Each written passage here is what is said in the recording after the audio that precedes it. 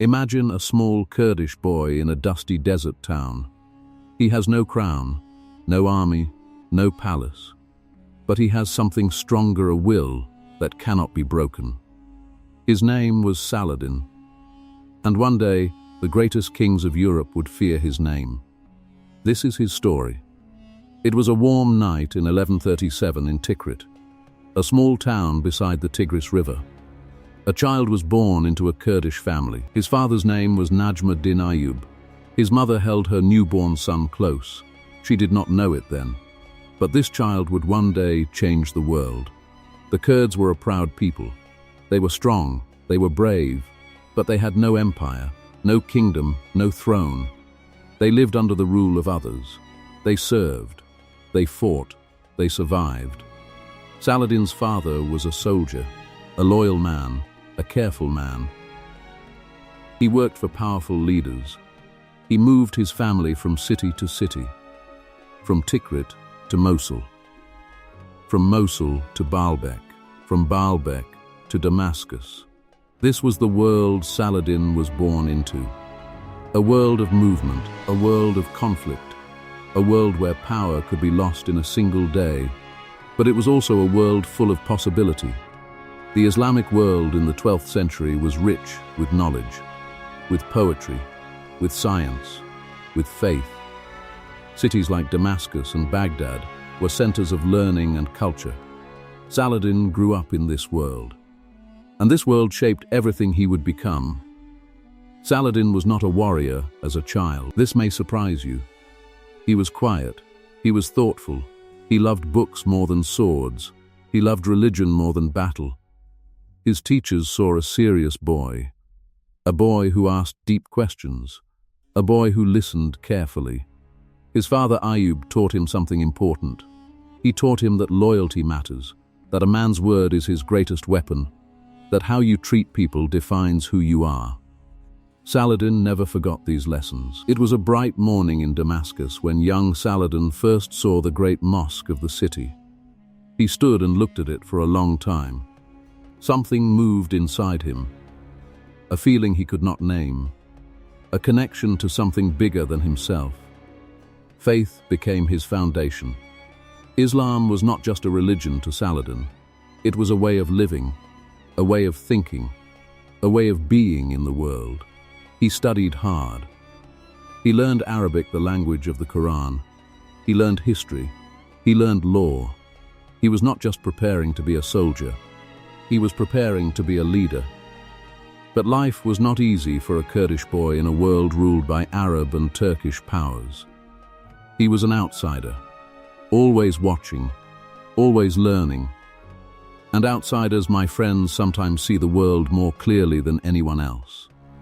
Every great person discovers something about themselves, a gift, a strength, a power they did not know they had. For Saladin, this discovery came slowly, not in one moment, but in many small moments.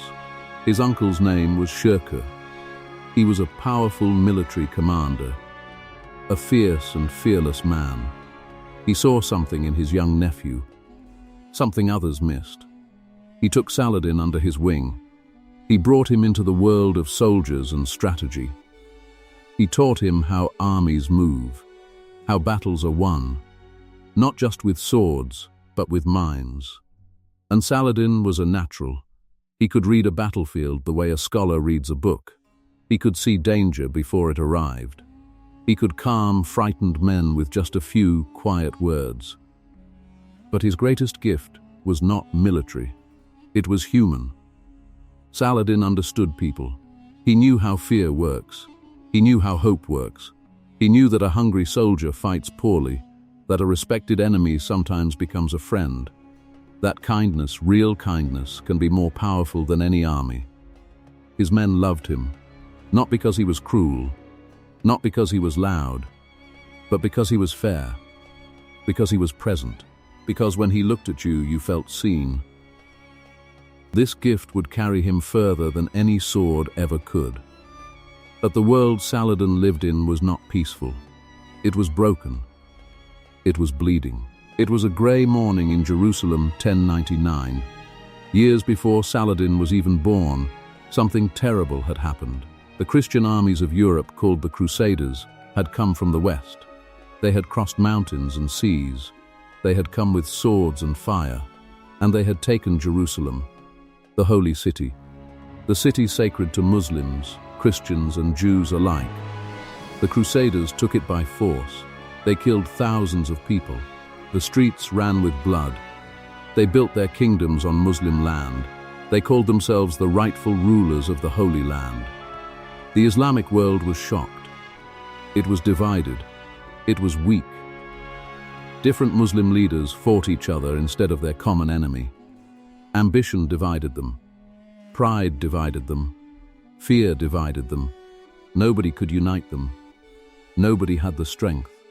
Nobody had the vision. The Crusader states grew stronger every year. Their castles rose high above the desert. Their armies blocked the roads. Their flags flew over Jerusalem. For decades, the Muslim world watched and waited. They needed someone. They needed a leader. They needed a voice that could silence all the quarreling and point in one direction. They did not know it yet. But he was coming. Power does not come without pain. And Saladin's rise was full of both. His uncle Shirkuh had brought him to Egypt. The country was rich, but it was weak. Its leaders were fighting each other. The Crusaders were circling like wolves around a wounded animal. Shirkuh became the ruler of Egypt, but he died just 2 months later. Suddenly, without warning, Saladin was alone. He was young. He was Kurdish. He was an outsider in Egypt. The Arab nobles around him did not trust him. They did not want him. They whispered behind his back. They plotted against him. They waited for him to fail. And inside, Saladin was afraid. This is the part of the story people forget. Saladin was human. He had doubts. He had fears. He had nights where the weight of everything felt impossible to carry. He had no powerful friends in Egypt. He had no family beside him. He had only his mind, his faith, and the lessons his father taught him long ago in a dusty town beside the Tigris River. He could have run. He could have gone back to Syria, back to safety, back to a smaller life. But something inside him would not allow it. He looked at the broken Islamic world around him. He saw the Crusaders growing stronger every year. He saw Muslim leaders choosing pride over unity. And he made a decision, not a loud decision, not a dramatic one, a quiet, firm, unbreakable decision. He would not run. He would rise. It was a hot summer morning in Cairo, 1171. Saladin stood inside the great palace of Egypt. Around him were servants, soldiers, and nobles, all watching him, all waiting. The old caliph of Egypt had just died. The country had no leader, no direction, no hope. And Saladin stepped forward. He did not shout. He did not threaten. He simply took control quietly, firmly, completely.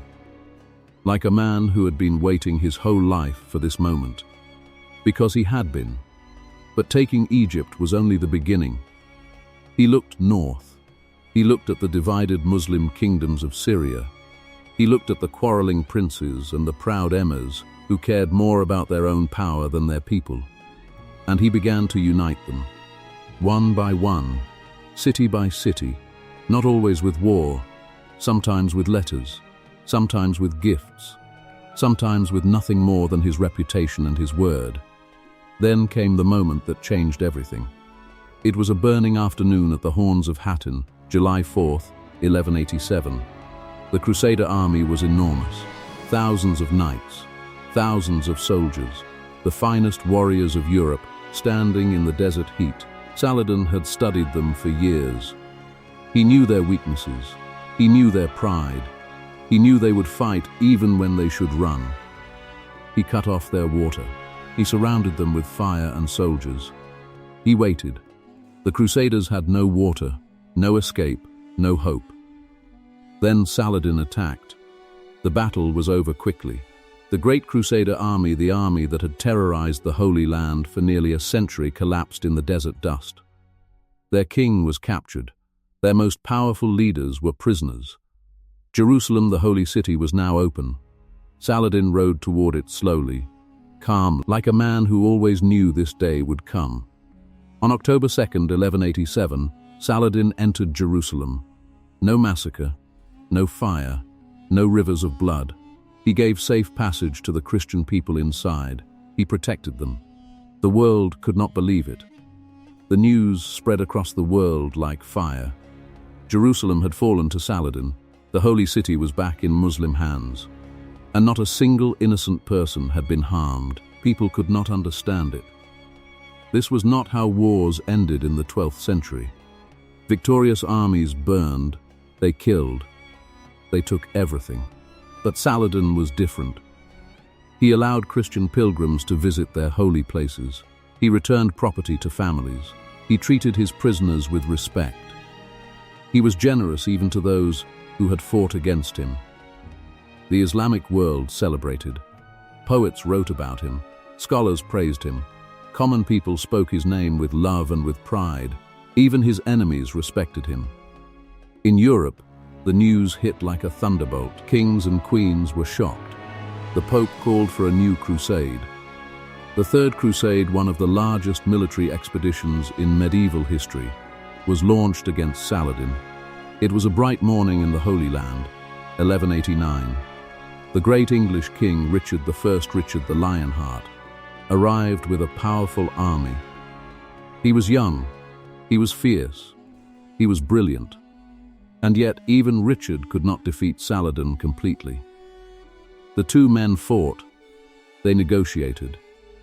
They even exchanged gifts. A strange friendship grew between them across the battlefield. In the end, they reached an agreement. Jerusalem stayed in Muslim hands. Christian pilgrims could visit peacefully. Saladin had won, not just the battle, not just the city. He had won the respect of the entire world. But what does it mean to truly win? Saladin had everything now. He had Egypt, he had Syria, he had Jerusalem. He had an empire that stretched from the Nile River to the Tigris. He had the respect of friends and enemies alike. Kings wrote him letters. Scholars dedicated their books to him. Poets compared him to the greatest rulers in history. And yet, Saladin lived simply. This is the part of his story that moves me most, my friends. He had palaces, but he did not fill them with gold. He had treasuries, but he gave the money away to soldiers, to scholars, to the poor people of his cities. It was a quiet evening in Damascus, 1192. Saladin returned home after years of war.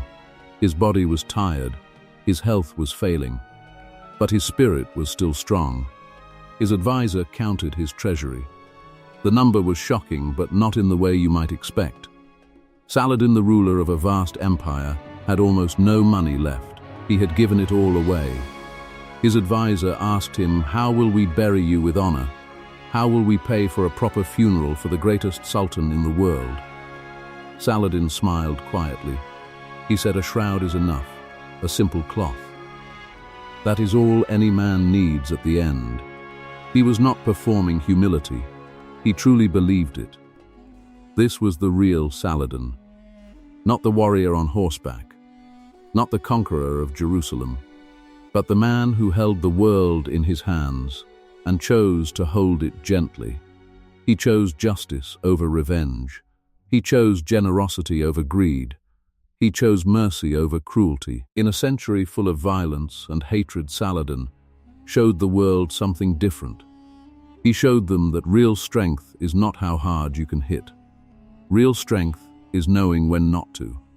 But even the greatest men are human. And every human story has an ending. By 1193, Saladin's body was breaking down. Years of war had taken everything from him. He had slept on cold ground more nights than he had slept in a palace. He had ridden through deserts and mountains. He had carried the weight of an entire world on his shoulders. And now, his body could carry no more. It was a cold morning in Damascus, March 1193. Saladin lay in his bed. Around him were his closest friends, his family, his faithful soldiers, the people who had followed him across deserts and into battle. He was 55 years old, not old by our standards, but ancient by the standards of a medieval warrior. He had one last wish. He asked that his funeral cloth, his simple shroud, be carried through the streets of Damascus. He asked a man to walk beside it and call out to the people. This is all that Saladin takes with him. The conqueror of the East, the liberator of Jerusalem. This simple cloth, nothing more. He wanted his people to remember. Power is temporary. Possessions are temporary. Only what you give to others, only the kindness you leave behind, that is permanent. Saladin died quietly, without drama, without gold. The streets of Damascus fell silent. People wept. Soldiers wept. Even those who had never met him wept, because they knew a light had gone out in the world. 800 years have passed since Saladin walked this earth, and still we remember him, not because he won battles. Many men have won battles. Not because he built a great empire. Many empires have risen and fallen and been forgotten. We remember Saladin because of how he won, because of who he was when he won. In an age of cruelty, he chose mercy. In an age of greed, he chose generosity. In an age of division, he chose unity. He united the Kurdish, Arab, and Turkish peoples under one vision, one purpose, one dream. He inspired generations of leaders across the Islamic world. His name became a symbol, not just of military victory, but of moral victory, of leading with honor. Even in Europe, his former enemies, Saladin became a legend. Medieval European writers praised him. They called him noble. They called him honorable. They called him the greatest of all their adversaries. Dante, the great Italian poet, placed Saladin in a special place in his famous work, not in darkness, but in a place of honor, among the greatest souls in history. Think about that for a moment, my friends. His enemies honored him. That is not a military achievement. That is something far greater. That is a human achievement. And it is the rarest kind of all. Saladin was not perfect. It is important to say this clearly. He was a conqueror. He fought many wars. People died in those wars. Cities were besieged. Families were destroyed. War, even when it is fought with honor, always brings suffering. Some historians say he was too focused on Jerusalem, that while he dreamed of the holy city, other parts of his empire were neglected. Roads fell into disrepair. Trade suffered. Some of his governors were corrupt, and he did not always stop them. Some people say his unity did not last.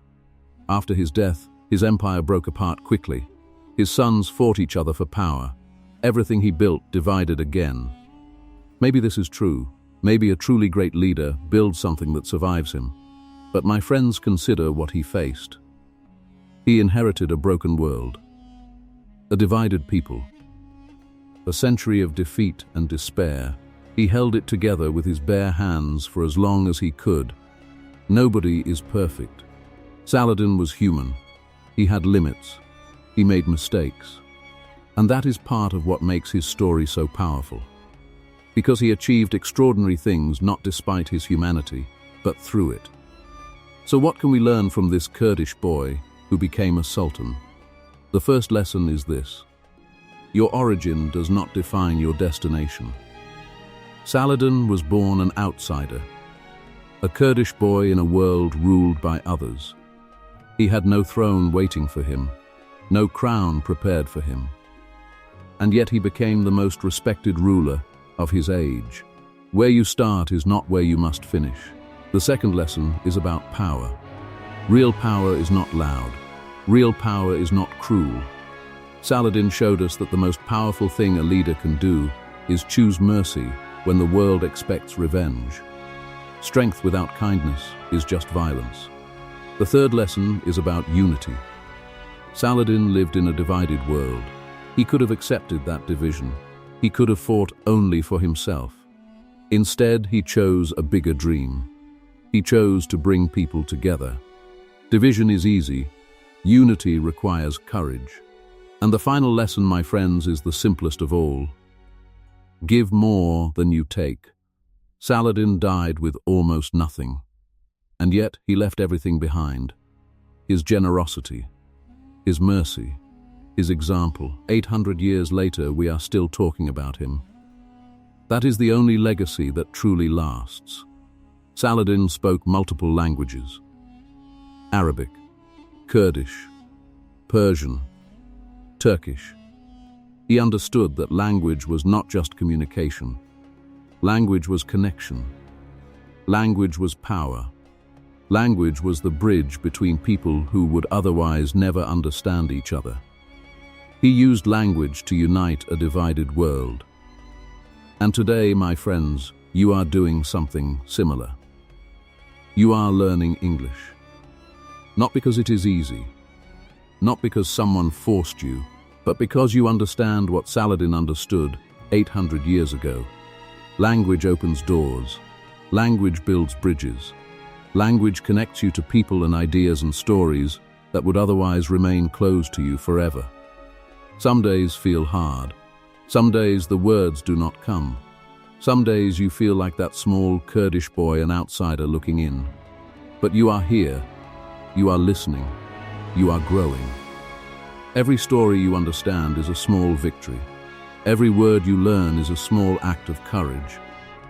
Saladin never stopped learning.